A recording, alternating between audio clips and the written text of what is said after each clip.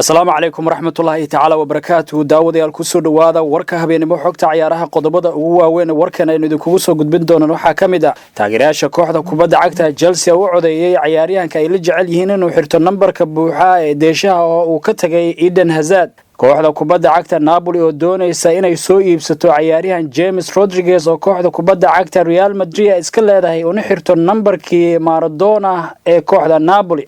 kooxda kubadda cagta Manchester United iyo Crystal Palace oo ku heshiiyay ciyaaryahan Wan-Bissaka, ciyaaryahan ka tirsan xulka qaranka Masar oo laga soo eriyay kamid ahaanshaha xulka qaranka kadib markii uu xiriir badan uu la sameeyay dumar dhinaca baraha bulshada. qodobadaas iyo kulamada caawa la ciyaari doono koobka qaramada qaaradda Afrika ayaan idin soo gudbin doonaa, balse haddaad ku cusub tahay channelkan fadlan subscribe noo saar.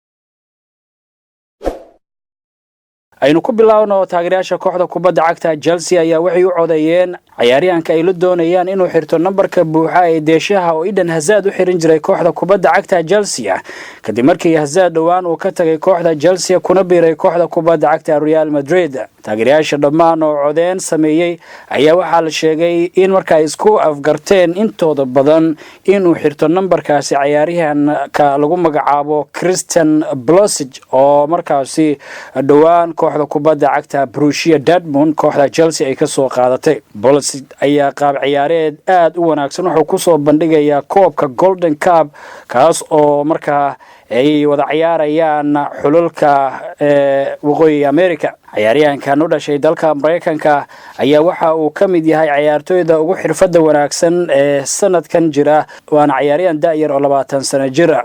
kooxda kubadda cagta Chelsea maamulkeeda iyo taageerayaasheeda ayaa u arka ciyaaryahan Pulisic inuu noqon karo bedelka rasmiga Eden Hazard. taageerayaasha qaar ee codeynta sameeyay ayaa waxay u codeeyeen in markaasi gacanta loo geliyo nambarkaasi buuxa ciyaaryahanka xulka qaranka England ee markaasi da'da yar kamid ah ee lagu magacaabo Callum Hudson-Odoi, balse waxa inta badan jamaahiirtu ay u codeeyeen ciyaaryahan Pulisic. sidoo kale William ayaa ka mid ah ciyaartooyda loo arkay in nambarkaasi la siin karo.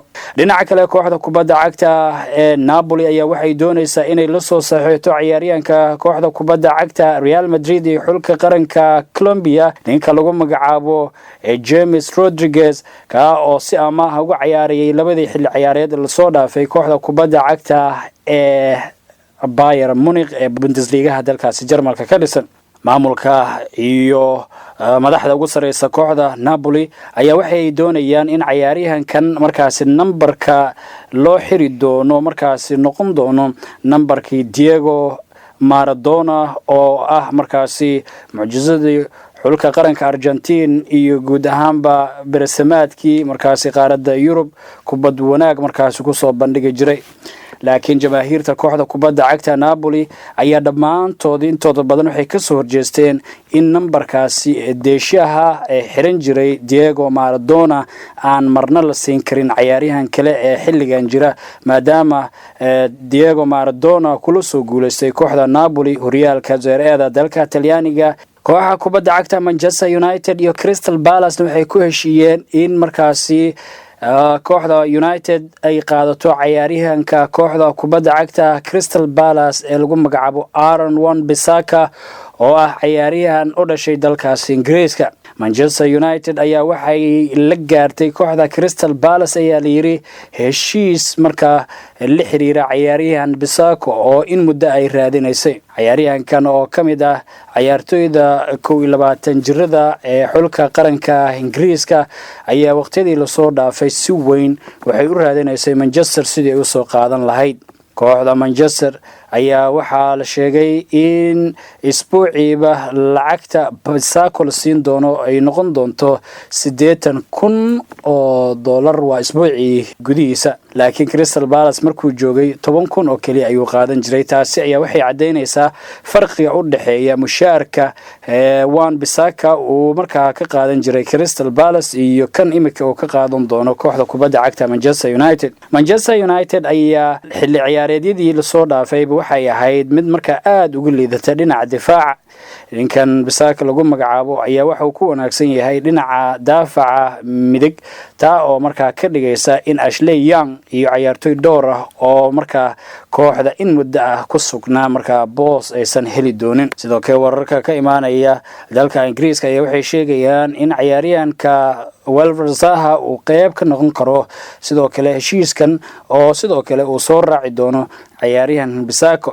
waxaa lagu tilmaamay ciyaaryahankan oo lacagta lagu iibsaday gaarayso 50 milyan ayaa waxay noqonaysaa in uu markaasi qayb ka noqdo ciyaartoyda ugu qaalisneed ee kooxda Manchester soo iibsato oo ka mid yahay Paul Pogba, Romelu Lukaku, Angel Di Maria iyo Fred. ciyaaryahankan ayaa markaasi isaguna booska uga sareeya soo gali kara ee Bissaka. xulka qaranka Egypt oo markaa martigelinaya sanadkan koobka qaramada qaaradda Afrika oo dalkiisa ka soconaya ayaa waxaa lagu soo waramayaa in markaa xulka laga saaray gabi ahaanba ciyaaryahanka lagu magacaabo Warda oo xulka markaasi Masar ka mid ahaa.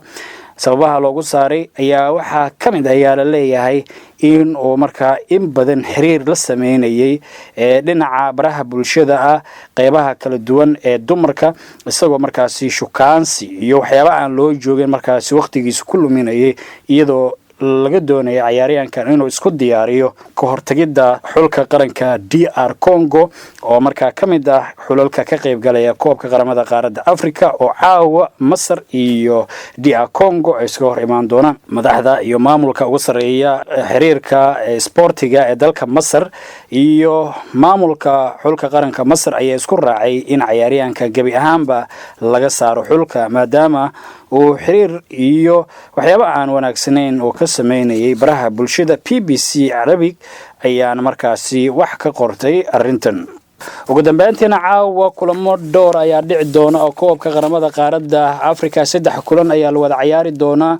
kulamada la ciyaari doona waxaa ka mid ah xulka qaranka Uganda iyo waliba Zimbabwe ayaa caawa 2 saac markay saacadu geeska Afrikada bari ay tahay wada ciyaari doonaan.